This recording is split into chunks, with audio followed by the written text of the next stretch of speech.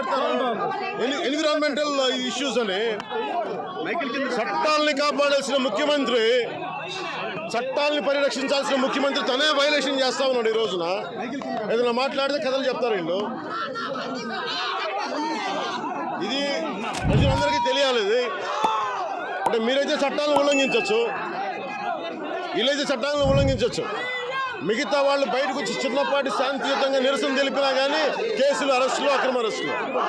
మీడియాను కూడా కోరేది, ఇది పర్టికులర్గా ఈ కొండ ఋషికొండ అనే గ్రామం తుఫాను వచ్చినప్పుడు కొట్టుకోకుండా పోవడానికి, వరదలు తుఫాను వచ్చినా కొట్టుకోకుండా ఇది కాపాడదు. ఈరోజు ఇన్ని ఎకరాలతో స్టార్ట్ అయ్యింది, నెమ్మది కొట్టుకుంటూ తీసుకెళ్తారు. ఇన్ని దశాబ్దాలు కాపాడకుండా వచ్చారు. ఇది తెలంగాణను కూడా ఇలాగే దోపిడీ చేశారు. అందుకే తన్ని తగలేశారు.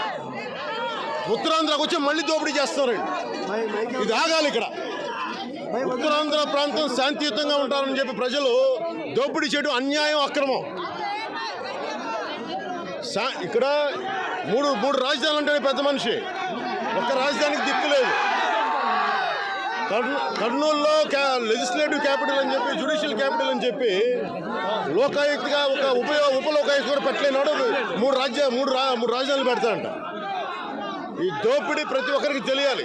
మీడియా వారికి కూడా నేను కోరుకున్నా, దయచేసి ఈ అన్యాయం, అక్రమం, ఈ దోపిడీ తెలియజేయండి అందరికీ. ఏమి చేయడంగా మీరు కూడా చేయాలి. ఇది నేను ఒక్కనే చేసేది కాదు. ఇది నేను ఈ సమస్యని, అక్రమాలను వెలికి తీసుకొస్తున్నాను. ప్రజలు వీళ్ళ తాలూకు దోపిడీ తెలంగాణను ఎగ్జాక్ట్గా ఇలాగే చేశారు. దోపిడీ ఇష్టారాజ్యంగా దోపిడీ చేశారు తెలంగాణ. మళ్ళీ ఇప్పుడు వచ్చి ఉత్తరాంధ్ర మీద కన్నుపడింది వీళ్ళందరికీ. ఎందుకంటే గ్రీన్ ట్రిబ్యునల్ పర్మిషన్ ఉందా లేదా, దీనికి ఎన్ని వైలేషన్స్ ఉన్నాయి వాళ్ళే ఒప్పుకున్నారు కోర్టుకి. చిన్నపాటి వైలేషన్ ఉందని. వాళ్ళు చిన్నపాటి అంటే చాంతాడంతా. ఇక్కడ ఉత్తరాంధ్ర ప్రజానీకం, ఆంధ్రప్రదేశ్ ప్రజానీకం ప్రత్యేకంగా దీని మీద దృష్టి పెట్టాలి. ఇలాంటి వ్యక్తులను కనుక ఎందుకంటే దోపిడీ ఇలాగే ఉంటుంది. ప్రభుత్వ ఆస్తుల్ని అడ్డగోలుగా దోచేస్తారు, ప్రైవేట్ ఆస్తులను దోచేస్తారు వీళ్ళు.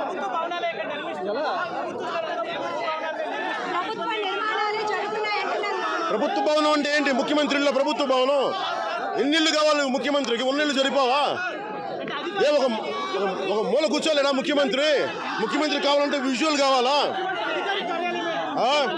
ముఖ్యమంత్రి అధికారి కానీ సర్క్యూట్ హౌస్ తీసుకోలేకపోవడం ముఖ్యమంత్రి. సర్క్యూట్ హౌస్ ఏమో తాకట్టు పెట్టి దీన్ని దోచేస్తాడా ముఖ్యమంత్రి? అడగండి అందరూ. మొత్తం పర్లేదండి, మొత్తం కిర్లంపూడి లేఅవుట్ అంతా అంత తాకట్టు పెట్టాడు. అక్కడ పెట్టుకోవచ్చు కదా ఆఫీసు. ఏంటి ఆయనకి విజువల్ కావాలి? ఆయనకి శాంతియుతంగా మొత్తం రాష్ట్రంలో దోచేయడానికి. ఆ 400 ఎకరాలను ఎట్టి పరిస్థితుల్లో, ఇది కేసీఆర్ గారి మాట, మా పార్టీ మాట. మా పార్టీ తరఫున మేము మాటిస్తున్నాం, 3 ఏళ్లలో మేము ఖచ్చితంగా మళ్ళీ ప్రభుత్వంలోకి వస్తున్నాం. ప్రభుత్వంలోకి వచ్చిన తర్వాత మేము ఆ 400 ఎకరాలని మొత్తం హైదరాబాద్లో, మొత్తం తెలంగాణలోనే అతి పెద్ద ఈకో పార్కుగా ఏర్పాటు చేస్తాము. ఇప్పుడే నేను స్పష్టంగా చెప్తా ఉన్నా.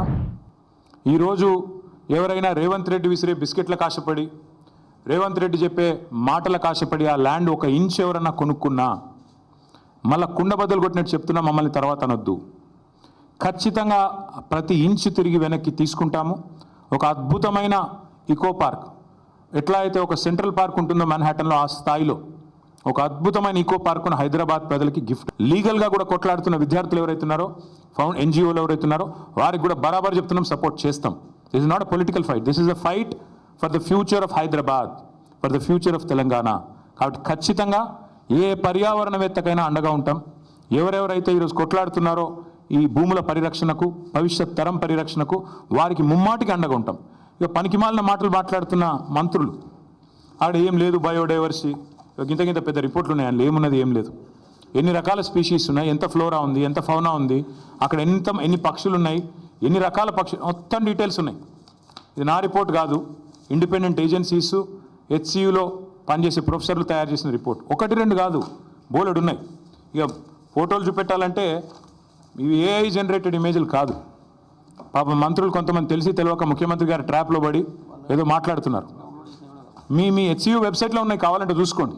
హైదరాబాద్ సెంట్రల్ యూనివర్సిటీ వెబ్సైట్లోనే ఇవన్నీ కూడా ఉన్నాయి. చెరువులు, అక్కడ ఉండే తాబేళ్ళు, 1-2 కాదు, అక్కడ ఉండే పశువులు, అక్కడ ఉండే పిట్టలు, పక్షులు, అక్కడ ఉండే చెరువులు, ఇక అక్కడికి పోయిన రేవంత్ రెడ్డి గారి బుల్డోజర్, అక్కడికి పోయిన రేవంత్ రెడ్డి గారి బుల్డోజర్లు, అక్కడ ఎరేజ్ చేసిన, అక్కడ వీరు క్రియేట్ చేసిన అరాచకం. ఇది ఒకటి రెండు కాదు, చూడండి ఎట్లా ఒక యుద్ధానికి పోయేటప్పుడు ఎట్లయితే పోతారో అట్లా ఆ మిలిటరీ ట్యాంకర్లు వేసుకొని పోతారు చూడు, ఆ స్థాయిలో ఓ దొంగలాగా ప్రభుత్వం పోవాల్సిన అవసరం ఏంటి? అక్కడ ఉండే పశువుల్ని ఇంత స్థాయిలో ఒకటి రెండు కాదండి, అక్కడ ఉండేది వందలు. అక్కడ హెచ్సిలో నివసించే వారికి ఎవరికైనా తెలుసు, స్పాటెడ్ డియర్ అనేది క్యాంపస్లో ఫ్రీగా తిరుగుతూ కనబడుతూ ఉంటుంది.